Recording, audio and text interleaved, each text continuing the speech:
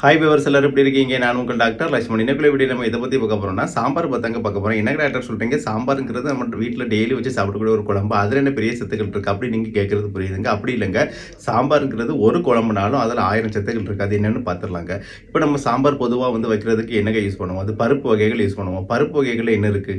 அது வந்து டால்னு சொல்லுவாங்க. அதில் ப்ரோட்டீன் கண்டென்ட் வந்து கூடுதலாக இருக்குங்க. இந்த ப்ரோட்டீன் கண்டென்ட் வந்து மசில் மாசுக்கெல்லாம் முக்கியமாக தேவை.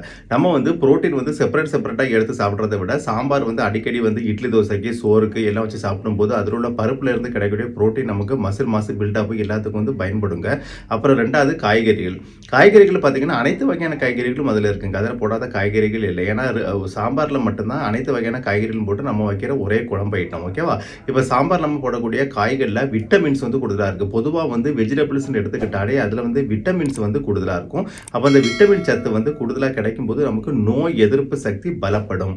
ஓகேவா? அது மட்டும் இல்லாமல் ஒவ்வொரு காய்கறிகளும் சில முக்கியமான வந்து சத்துக்கள் அதிகமாக இருக்குது. இப்போ அந்த விட்டமின்ஸ் எடுத்துக்கிட்டால் அதில் ஏடிஏகே பி காம்ப்ளெக்ஸ் சி எல்லாமே நிறைய இருக்குது. அது எல்லாமே வந்து ஒரு காய்கறியில் கிடைக்கிறது இல்லை. அப்போ சாம்பாரில் போடக்கூடிய பல காய்கறிகளிலிருந்து நமக்கு அது வந்து கிடைக்குது. ஓகேவா?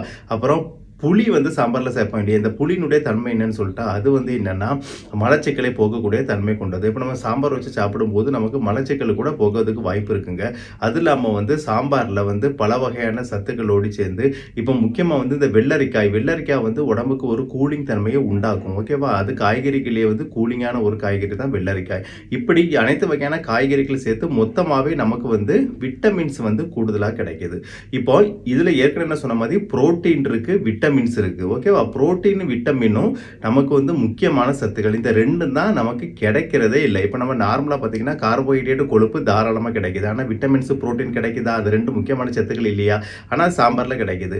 ஸோ அதனால தான் அந்த காலத்தில் இருந்து சாம்பாரை பல ரூபங்களில் யூஸ் பண்ணுறாங்க. எப்படி இட்லி தோசைக்கு யூஸ் பண்ணுறாங்க, அப்புறம் சாப்பாட்டுக்கு யூஸ் பண்ணுறாங்க.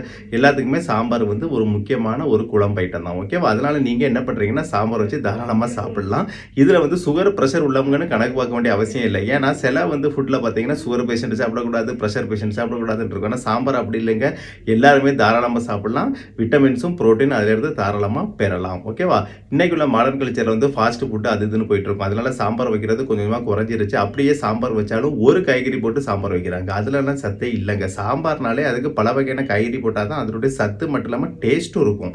ஓகேவா? இன்னைக்கு வந்து மேரேஜ் ஃபங்க்ஷனில் நீங்கள் போனீங்கன்னா தெரியும், அங்கே வைக்கிற சாம்பார் நம்ம வீட்டில் வைக்கக்கூடிய சாம்பாரை விட டிஃபரெண்டாக இருக்கும். ஏன்னா அங்கே அனைத்து வகையான காய்கறியும் போடுவாங்க. ஓகேவா? சாம்பாருக்கு என்னென்ன தேவை எல்லாமே போட்டுருவாங்க. அதனால தாங்க அது டேஸ்ட்டாகவும் இருக்குது. ஓகேவா?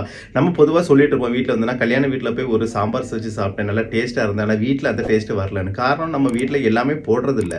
ஏன்னா அது வந்து பெரிய வகையான காய்கறிகள் உள்ள ஒரு குழம்பு. ஓகேவா? அதனால் அதுக்கு அனைத்து வகையான காய்கறிகள் போட்டால் மட்டும்தான் சாம்பார் வந்து டேஸ்ட்டாகவும் இருக்கும், ஆரோக்கியமாகவும் இருக்கும்.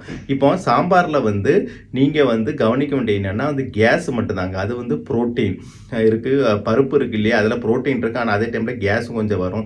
ஆனால் அது நல்லா வந்து குழஞ்சிட்டுனா அதில் வந்து கேஸ் வர்றது கம்மியாயிரும். சிலவங்க அவசரத்துக்கு சாம்பார் வைப்பாங்க, பருப்பு அப்படியே இருக்கும். அதில் தான் கேஸ் வந்து அந்த பருப்பு செரிக்காமல் இருந்து கேஸாக ஃபார்ம் ஆகும். ஆனால் நல்லா குழைய வச்சுட்டாங்கன்னா அதில் வந்து கேஸ் வரும். அதில் வெள்ளைப்பூடு கூட போடுவாங்க. வெள்ளைப்பூடு போட்டாச்சுன்னா அந்த கேஸை வந்து குறைச்சிடும். அதை பற்றி கவலைப்பட வேண்டிய அவசியமே இருக்காது. ஓகேவா?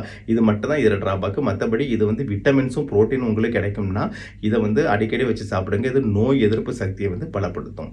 இப்போ சாம்பார் வந்து எடுத்துக்கிட்டால் நம்ம வந்து இட்லி தோசைக்கு சாப்பிடுவோம் இல்லையா, சோறுக்கு சாப்பிடுவோம். ஆனால் ஒரு விஷயம் நல்ல ஞாபகம் வச்சுக்கோங்க, 10 இட்லி 15 தோசை அப்படிலாம் சாப்பிட்றாதீங்க. ஏன்னா சாம்பார் டேஸ்ட்டாக இருந்தால் சாப்பிட தோணும். அதை மட்டும் கொஞ்சம் கண்ட்ரோல் பண்ணி பார்த்துக்கோங்க. சோறும் அப்படி தான், சாம்பார் ஊற்றி சாப்பிடும்போது கொஞ்சம் குறைவாகவே சாப்பிடுங்க. ஏன்னா அது வந்து வெயிட் போட்டுட்டுனா ரொம்ப கஷ்டம். அப்புறம் சாம்பார் சாதம்னு இப்போ வைக்கிது இல்லையா, சில இடங்களில் சாம்பார் சாதம் நல்லா டேஸ்ட்டாக வந்து சாம்பார் வந்து நம்ம வீட்டில் தாங்க வச்சு சாப்பிடணும். இல்லைனா வந்து மேரேஜ் ஃபங்க்ஷனில் சாப்பிட்டுக்கலாம். ஆனால் வந்து பெரிய பெரிய ஹோட்டலில் என்ன தான் வந்து இன்றைக்கி போனாலும் எப்படி வைக்கிறாங்கன்னு தெரியாது. ஏன்னா முந்தின நாளுக்குள்ளே சாம்பார் கூட வச்சுருக்கலாம். அப்படி வைக்கும்போது நமக்கு வயிற்று ஓவாமை கூட ஏற்படலாம். ஸோ இதை உங்கள் ஃப்ரெண்ட்ஸ் அண்ட் ரிலேட்டிவ் ஷேர் பண்ணுங்க. எல்லாரும் ஆரோக்கியமாக வாழலாம். அப்படி எல்லாருமே ஆரோக்கியமாக வாழ என்னுடைய வாழ்த்துக்கள். இதுவரைக்கும் என்னோட சேனலை சப்ஸ்கிரைப் பண்ணுங்க. மறக்காம உங்க ஃப்ரெண்ட்ஸ் அண்ட் ரிலேட்டிவ்க்கு ஷேர் பண்ணி விடுங்க. எல்லாருமே ஆரோக்கியமாக வாழலாம். சாம்பார் சாப்பிட்டு மீண்டும் அடுத்த வீடியோவில் சந்திப்போம். அது வரைக்கும் பாய்.